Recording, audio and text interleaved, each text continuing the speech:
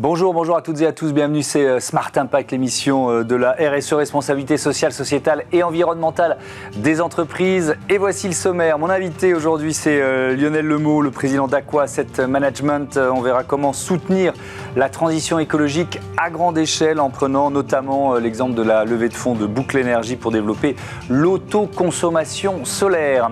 C'est un zoom que je vous propose aujourd'hui. Il portera sur le marché de l'immobilier, notamment ce partenariat entre GoFlint et Lulu dans ma rue pour promouvoir le lien social et la réinsertion professionnelle. Et puis dans Smart Ideas, notre rubrique consacrée aux startups éco-responsables, vous découvrirez Poiscaille et son circuit court de poissons frais. Voilà pour les titres, on a 30 minutes pour les développer. C'est parti.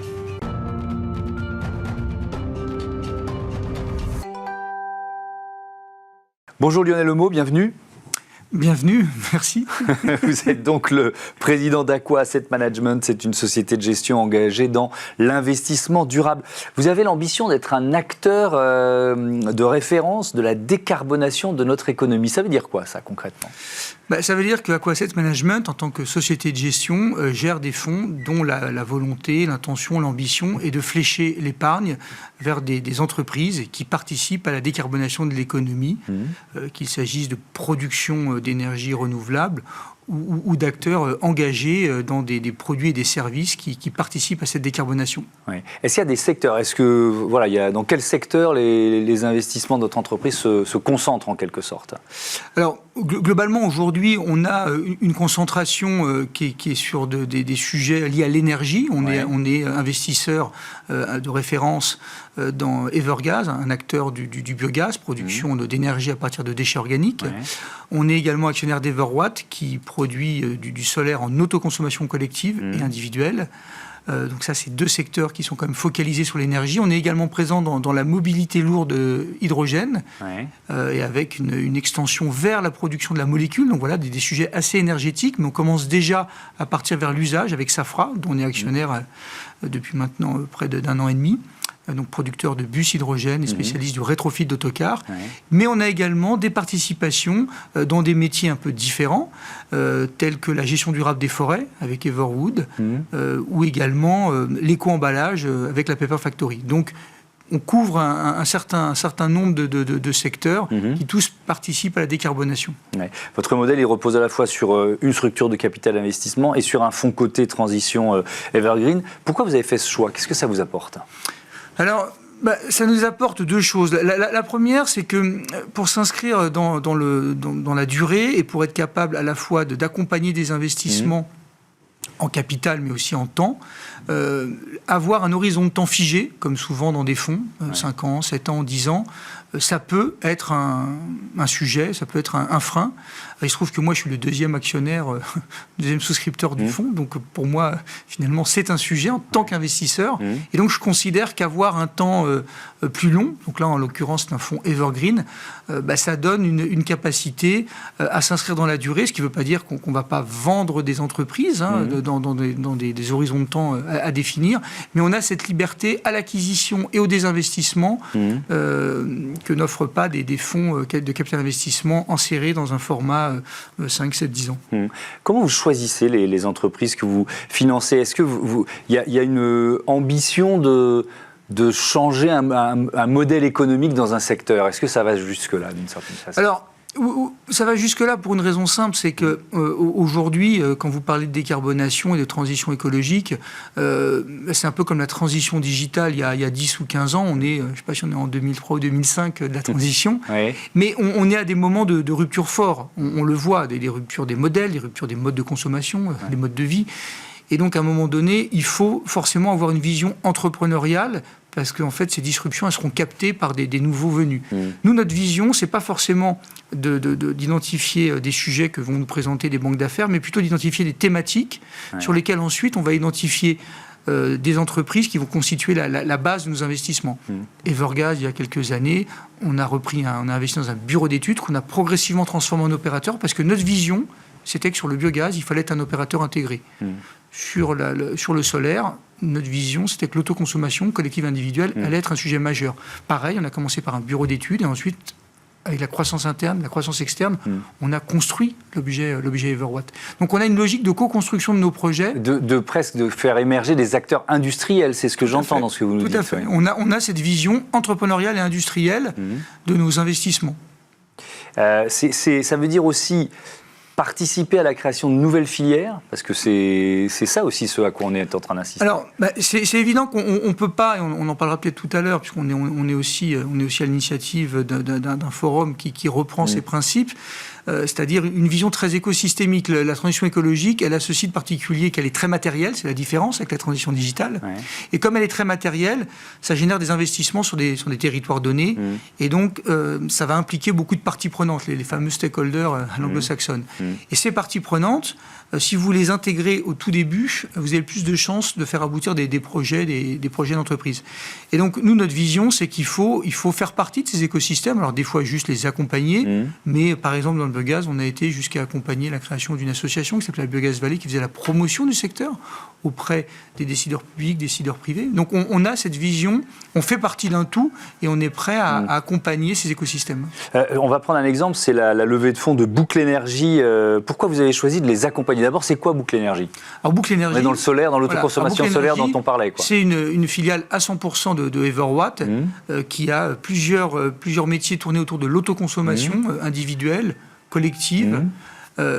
Et en fait, la vision, c'est que l'efficacité énergétique, elle se construit pas à l'échelle d'un seul bâtiment, mais à l'échelle de grappes de bâtiments qui ont des besoins, une saisonnalité, leur production, leur consommation d'énergie. Et donc l'autoconsommation collective, qui est un cadre réglementaire récent en France, depuis fin 2019, il vient pour partie répondre à ce sujet, puisqu'il permet, sur une zone d'activité donnée, donc avec un hypermarché, un entrepôt, un OPHLM, de mettre des panneaux sur différents consommateurs et de vendre cette énergie en direct aux acteurs économiques de cette zone. Donc aujourd'hui, c'est 3 mégawatts par zone. Avant, c'était 500 kilos. Donc, oui, on a fait un saut un peu quantique. Et nous, on a développé depuis 2 ans une équipe projet. On a lancé la construction d'un premier site à Saint-Martin-d'Air, près de Grenoble. Et on a un pipe de projet qui est fort d'une centaine de boucles partout sur le territoire français. Oui, donc ça veut dire qu'il y a un maillage territorial qui est d'ores et déjà prévu. Tout à fait. Ça correspond, une dizaine de régions, c'est ça ? Ça correspond un peu à une vision qu'on a sur cette transition écologique. La transition écologique 1.0, on va dire, c'était des objets assez conséquents au sol, éolien, solaire, de grande taille. La transition écologique, on va dire 2.0, comme on l'a fait dans le biogaz, c'est des objets diffus, très techniques et partout sur le territoire.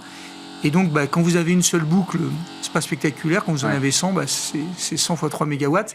C'est un peu, comme je dis souvent, comme dans l'immobilier commercial. Si vous avez un bas d'immeuble, c'est une boulangerie. Quand vous en avez 50, c'est une foncière commerciale. Voilà. C'est un peu ça le modèle en général. Avec une levée annoncée de 34 millions d'euros, quel partenaire vous accompagne ? Un fonds qui s'appelle Conquest, qui sont des partenaires qui partagent cette vision industrielle et qui ont aussi co-construit cet investissement avec nous et qui se sont engagés effectivement à investir 34 millions d'euros dans Boucle Énergie. Et de la même manière que le fonds Meridiam avait investi dans Evergaz il y a 5 ans, ça témoigne de notre capacité à créer des objets qui viennent attirer ensuite des fonds infrastructures. Nous, on a cette capacité à créer, à accompagner, à investir dans des entreprises qui viennent créer les grappes de projets. Donc le développeur qui va devenir opérateur, mais qui peut venir financer sa partie infrastructure, partie immobilière, par des fonds plus infrastructures qui viennent financer cette partie-là. Vous l'avez évoqué, créé également le Transition Forum, on va le dire à l'anglaise, dans la prochaine édition, c'est Paris 14 et 15 novembre prochain. Alors, présentez-nous ça, de quoi il s'agit ? Ça correspond à notre vision d'investisseur. En tant qu'investisseur, on a cette sensation qu'il faut faire intervenir les différentes parties prenantes très tôt. Et donc, ça veut dire qu'il faut être capable de parler à des décideurs publics, des décideurs privés, les chercheurs, la société civile, les financeurs, évidemment, haut de bilan, bas de bilan. Et finalement, on a décidé de créer un espace de rencontre, il y a maintenant 5 ans, ce sera la 6e édition cette année, un espace de rencontre où on vient à la fois débattre, se mettre aussi en réseau sur des thèmes. Alors on a des thèmes très simples, c'est se nourrir, se loger, se déplacer, produire et consommer, auxquels on a rajouté préserver et protéger pour la biodiversité. Et donc sur ces thèmes, on vient greffer à la fois des tables rondes et des pitchs de solutions innovantes, pas forcément uniquement des startups, et donc pendant un jour et demi. C'est un espace de débat, mais aussi surtout de naissance, en tout cas on l'espère, et nous ça nous est déjà arrivé, d'idées. D'idées et de connexion entre régions, acteurs publics, chefs d'entreprise, etc. Ça peut se passer au Transition Forum. Tout à fait, ça se passe au Transition Forum tous les ans. Et d'ailleurs, souvent, il y a pas mal d'investisseurs qui vantent un peu leur carnet d'adresses. On a tous plein de noms dans notre téléphone. Et nous, finalement, on a coutume de dire, plutôt que de vous en dire beaucoup, nous, on peut vous inviter à la rencontre de notre écosystème une fois par an. Et maintenant, un peu plus, puisque on a organisé quelques déclinaisons régionales. 3 cette année, 5 l'année prochaine. Lyon, Lille, Nantes cette année, auquel on rajoutera Bordeaux et Marseille, sur des demi-journées, qui permettent de faire vivre aussi cet événement et ce réseau durant l'année. Tout au long de l'année, c'est pas aux mêmes dates, c'est pas en novembre. Le Transition Forum, c'est 14 et 15 novembre. Orangeraie d'Auteuil, on vient de quitter Roland-Garros, on y retourne presque. 6e édition, vous nous l'avez dit, intitulée Le temps des solutions. Est-ce que ça veut dire qu'elles n'existaient pas auparavant ou alors qu'elles étaient moins nombreuses, moins matures ? Alors, il faut avoir en tête que le sujet sur ces solutions, c'est finalement, il y a des solutions qui peuvent exister, mais qui ne sont pas au prix, à l'échelle, diffusées. Et il y a beaucoup de sujets où vous pouvez réaliser tout un tas de prouesses technologiques, mais vous êtes au stade du démonstrateur, vous n'êtes pas au passage à l'échelle, alors même que la solution, techniquement, elle est possible. Il y a beaucoup de sujets, on ne va pas tous les nommer, mais il y a énormément de sujets où c'est le cas. Et donc pour nous, le sujet, c'est déjà de se concentrer sur ces solutions existantes, de les passer à l'échelle et de se positionner sur l'année prochaine, dans 2 ans, 3 ans, et non pas sur des plans d'action 2030, 2040, 2050 que tout le monde a et qui sont magnifiques. Merci beaucoup Lionel Lemot et à bientôt sur Bismart. Bon forum, bon Transition Forum, 14 et 15 novembre à Paris. On passe tout de suite à notre Zoom, on parle du marché, du secteur de l'immobilier.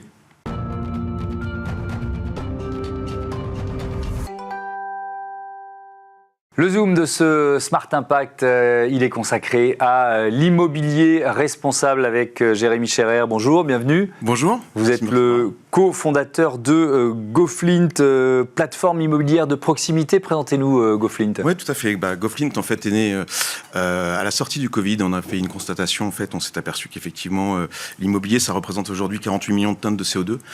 Ça représente à peu près 11% des consommations d'émissions totales de CO2 en France. Et on s'est dit qu'on allait pouvoir agir au travers d'une plateforme qui est une plateforme éco-responsable de diffusion d'annonces immobilières gratuites pour les professionnels et de recherche de biens immobiliers. Alors ça veut dire quoi une plateforme éco-responsable? Quand vous décidez de créer l'entreprise, comment vous vous différenciez de ce qui existe et qu'est-ce qui vous rend éco-responsable? Alors, ce qui nous rend éco-responsable aujourd'hui, il y a beaucoup de choses, mais la première, c'est un message fort, puisqu'on reverse 3% de notre chiffre d'affaires dans des projets que nous accompagnons pour la biodiversité. Typiquement, nous avons investi dans un projet il y a peu de temps, le Bois Pesé, qui est à côté de Nantes, où il y a une reforestation. Chaque jour, on étudie des projets justement pour aider à l'amélioration de l'impact de l'immobilier sur.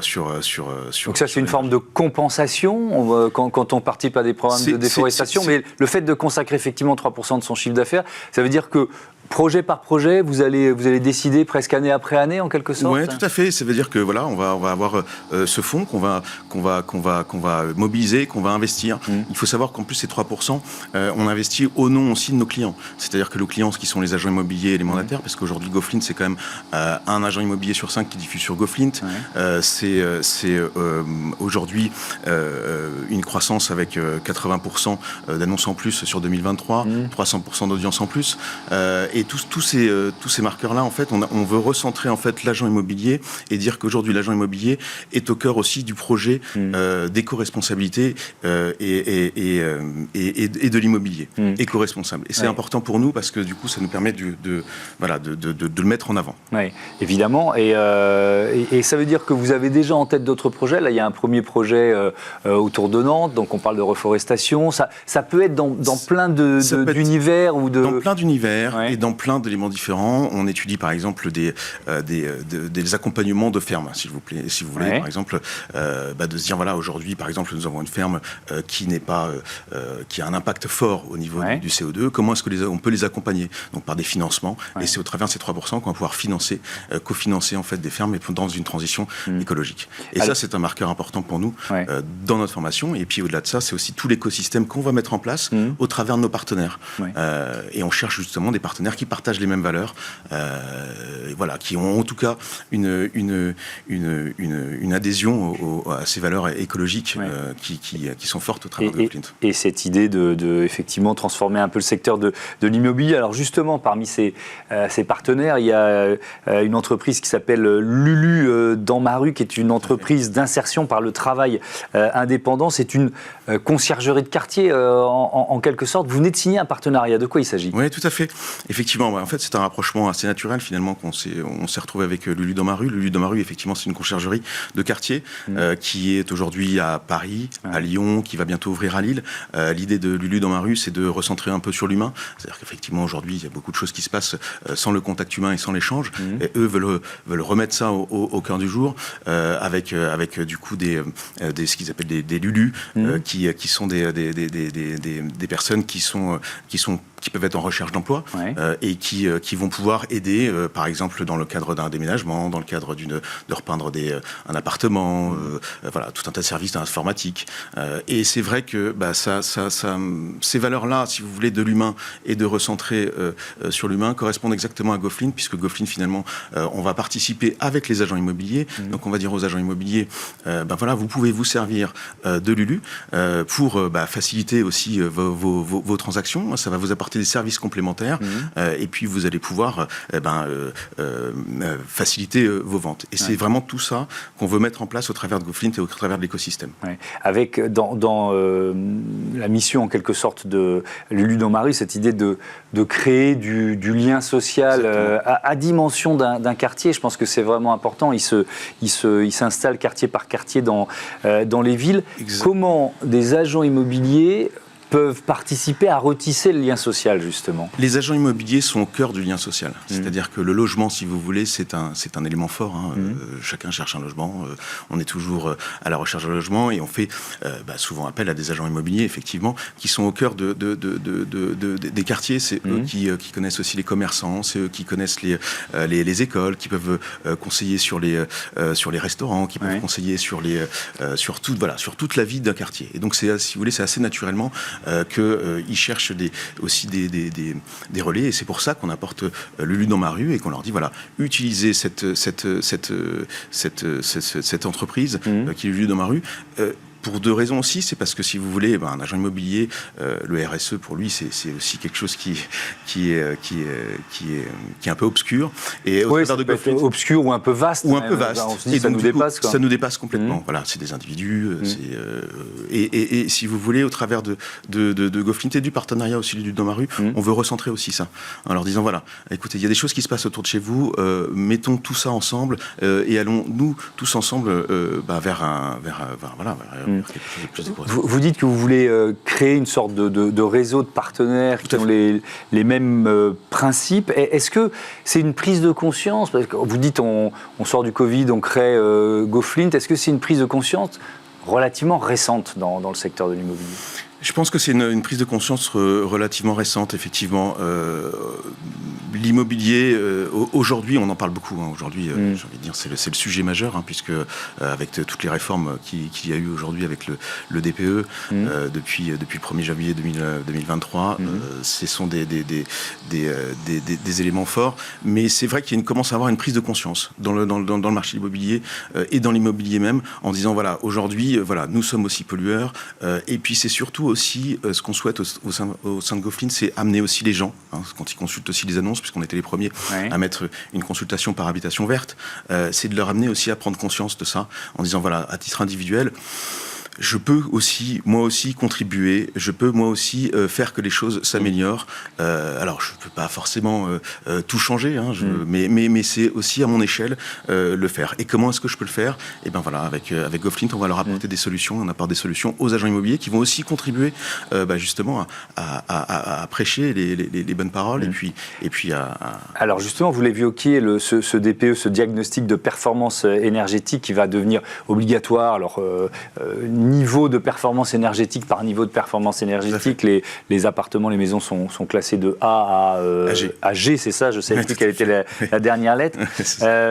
C'est à la fois un objectif qui est cohérent, lié à l'urgence environnementale, mais un défi qui semble parfois quasi impossible à relever. En tout cas, il y a certains propriétaires qui se disent « j'y arriverai pas, j'ai pas les moyens, je vais pas pouvoir faire les travaux ». Est-ce que vous craignez ça, c'est-à-dire une forme d'offre qui se tarit petit à petit, faute de propriétaires prêts à faire ces travaux? Alors oui, effectivement, c'est ce qu'on voit dans chaque changement. J'ai envie de dire, le changement et l'impact environnemental, c'est maintenant.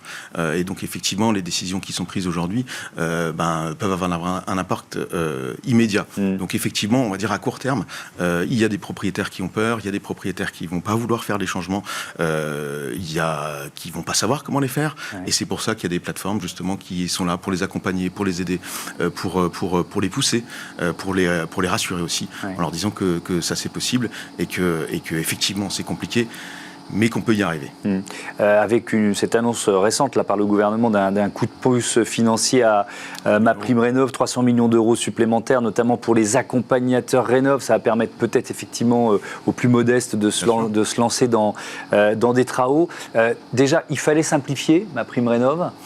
C'était un peu une de ces usines à gaz qu'on est assez fort pour créer de temps en temps. Oui, effectivement. Non, c'est vrai que je pense que la problématique, c'est de bien expliquer aux gens en fait les choses. Effectivement, avec MaPrimeRénov', on était un petit peu sur des usines à gaz, entre guillemets, toujours assez complexes en France, où on veut faire des choses qui sont bonnes, mais on ne sait jamais trop comment les appliquer. On donne des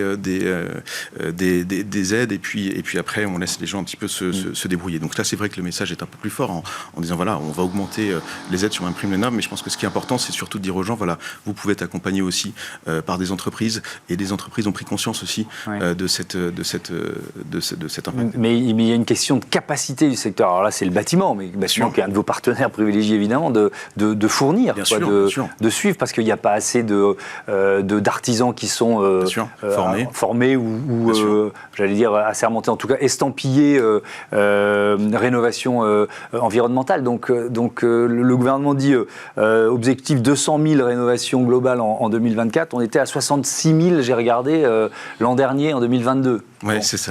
C'est un gros challenge. C'est un très gros challenge. Il faut faire 3 fois plus, avoir plus que 3 fois plus. Donc, c'est une grosse marche. Je pense qu'effectivement, les objectifs sont très ambitieux. Et vous avez un petit doute? J'ai un petit doute sur le fait que les objectifs puissent être atteints. Mais en tout cas, ce qui est important, je pense, et ce qu'il faut voir, c'est que la marche est lancée. Et la marche est lancée, et ça, c'est le plus important. C'est de se dire, voilà, aujourd'hui, on est dans l'obligation, on a cet impact fort de l'écologie et des impacts écologiques sur le marché résidentiel. Et aujourd'hui, chaque individu peut contribuer à ça, au travers du changement de chauffage, au travers du changement de ses fenêtres, au travers de la ventilation, au travers des isolations extérieures, ne serait-ce que dans les bâtiments. À Paris, par exemple, vous avez des isolations maintenant extérieures qui se font pour diminuer justement ces impacts énergétiques. Lancez-vous dans la rénovation. Merci beaucoup, merci à tous les deux, merci d'être venus nous présenter GoFlint. On passe tout de suite à notre rubrique consacrée aux startups éco-responsables.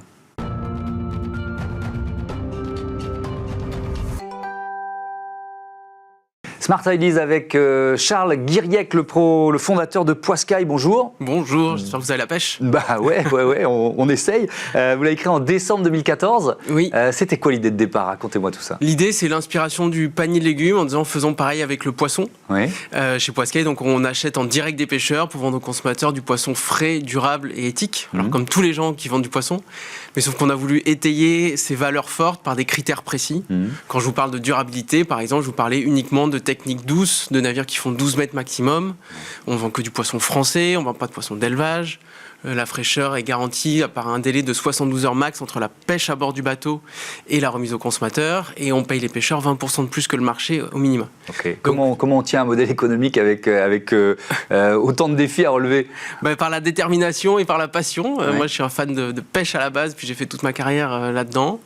Et puis par l'engouement des consommateurs qui arrivait assez vite en disant la qualité est largement au-dessus de ce qu'on a sur le marché habituellement.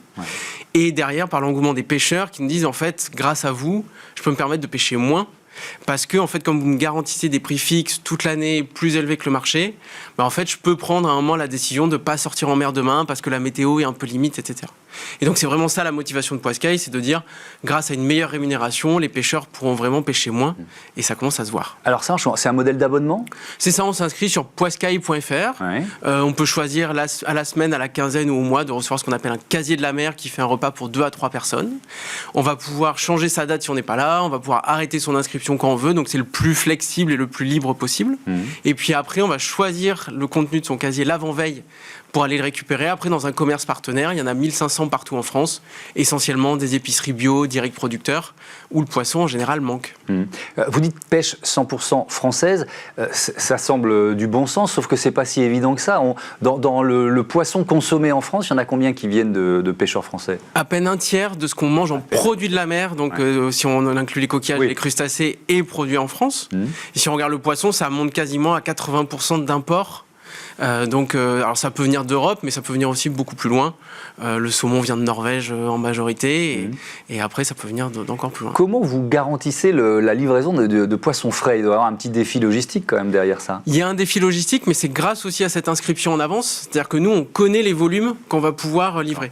Donc contrairement à un poissonnier qui ouvre un étal et qui ne sait pas exactement ce qu'il va vendre, nous on sait ce qu'on va pouvoir écouler, donc on peut prendre aux pêcheurs uniquement ce dont on a besoin. Et ensuite, après, on fait tout au plus court.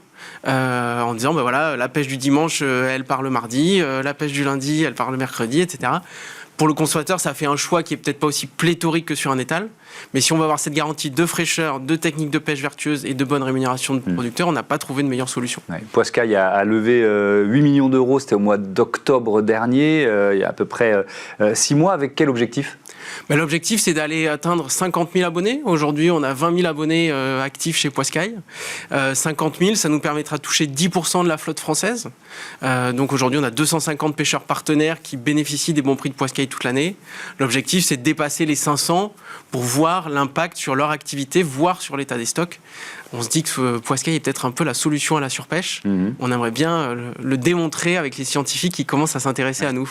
Oui, effectivement, c'est un sacré défi, notamment sur les techniques de pêche. Quand vous dites des techniques douces, ça veut dire quoi concrètement ? Ça veut dire toutes les techniques qui n'ont pas d'impact sur le fond. Donc on exclut chalut et drague. Vous voyez, chez Poiscaille, par exemple, il y a très peu de langoustine, qui est essentiellement pêchée au chalut en France. Mais par contre, on a de l'araignée de mer, du homard, du tourteau, qui sont pêchés au casier, qui est un engin qu'on pose au fond et qu'on relève après. Pareil sur la drague, nous on ne fait que de la coquille Saint-Jacques pêchée en plongée. Donc les pêcheurs mettent des bouteilles et puis attrapent les coquilles une à une, au lieu de racler les fonds et d'arriver à emporter les coquilles, mais aussi tout le reste. Et après, les techniques douces, elles ont l'avantage aussi d'être sélectives, c'est-à-dire qu'on n'attrape que ceux qu'on a ciblés. Et on ne rejette pas de poissons morts à l'eau. En plus, Poiscaille a un comportement vertueux là-dessus, c'est de dire nous on prend toute la pêche des pêcheurs et on ne prend pas juste les bars, les sols et turbos et puis le reste tu le remets à l'eau.